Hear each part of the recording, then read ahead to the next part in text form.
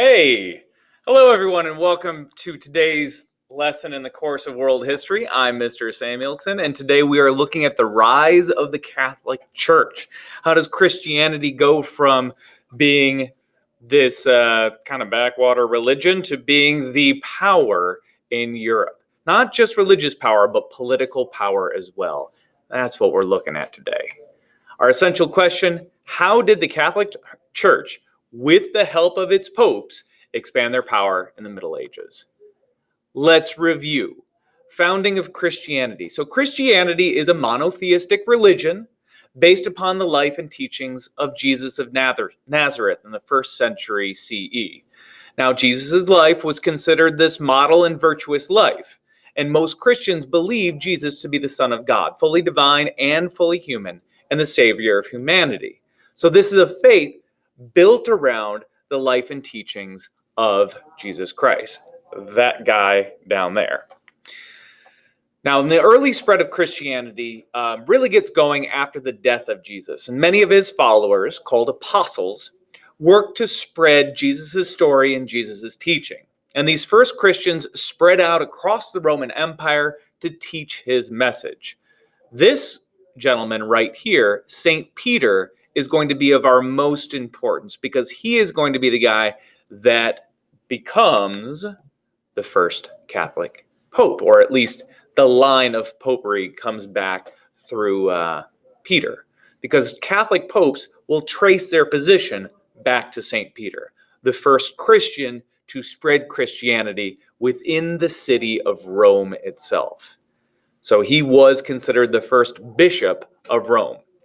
Now, after the fall of the Roman Empire and the Roman city, the popes stuck around. They didn't disappear when the emperors fled. The popes were still there. They remained, but they remained to give religious guidance. Politically, they had almost no power.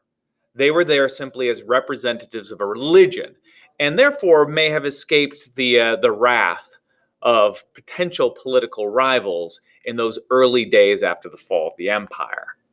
But popes, through this, spiritual guidance that they provide, do help bring back Christianity and bring stability in some ways to central Italy.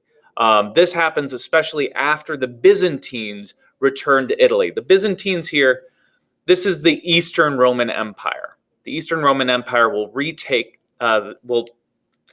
is referred to as the Byzantine Empire by historians. It is simply the eastern half of the Roman Empire, which continues to live on the Eastern Mediterranean. And they'll come back and they'll reconquer Rome. But they can't hold it. They can't hold the peninsula. They have other problems that they're dealing with. So they leave for good in the 700s after reestablishing some sort of order. And King Pepin, one of the Germanic kings who came into the north of Italy and helps to take over what is now France, helps the Pope to establish something called the Papal States, and puts the Pope in actually politically powerful position of governing this territory in Italy. The Papal States will later become a part of the Holy Roman Empire, but that's kind of a different story. So in 800 AD, a little bit later, Pope Leo III helps to crown Charlemagne as the Holy Roman Emperor. So Charlemagne, the king of the Franks, this fellow right here, wants to reestablish the Roman Empire, but needs the authority of Christianity to do so, wants to bring all Christians kind of under his sway. And to do this, he goes to the Pope and he says, hey, I need you to be my partner here. I need the church's help because it's all Christians in Europe. I need the church's help. So if you crown me as emperor and give me that support as emperor and make it known to Christians that I should be in charge, then I'm going to make sure that I support you in your role. And with the Franks as their allies, Christianity is expanded throughout Europe.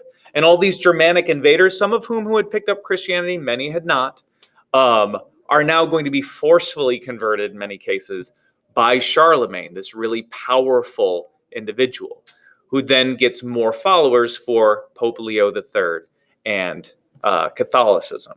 So as the church expands, because more followers, so does its wealth. This is true because under the system of feudalism, the church itself would control a lot of the lands and the incomes of it. And the influence of popes also expands. Now, Pope Urban II is going to be one who really takes it to the next level. Because in 1095, Pope Urban II calls on Europeans to join in the first of what will be a series of crusades, these holy wars to stop the spread of Islam from encroaching on Christian territory. So this crusade is not only becomes this foreign war, but it's something that unites European Christians. Because once Charlemagne had made most of Europe Christian, the fights within Europe become fights between Christians, and we have Christian kingdom against Christian kingdom. Pope Urban II says, hey, what we need is an external enemy.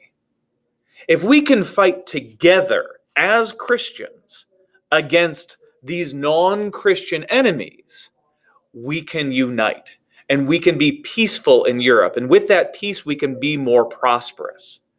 So after establishing this peace between European leaders, the church can then increase its wealth and influence within a more peaceful community, right? When its lands, its holdings are not being attacked and raided by other Christian kings, that increases their wealth and their influence as well. So the Crusades and the popes.